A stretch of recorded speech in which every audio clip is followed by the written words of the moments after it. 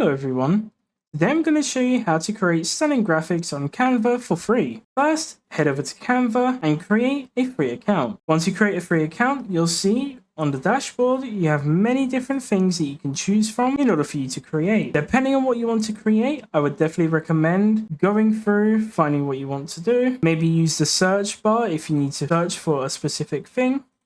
And then once you've found what you want to create, click on it and you can start designing. You'll see that you are usually given a lot of different templates. So try using any of the templates if any of them catch your attention. For example, I might choose this one, and you'll see that you can change everything that you'd like. You can also use AI to change what is written on here. You also have lots of different things to choose from on the left side.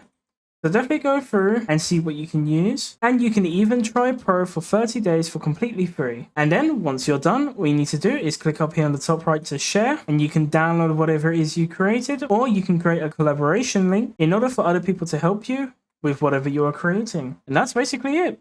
If you have any questions, feel free to ask them in the comments below. Thank you for watching.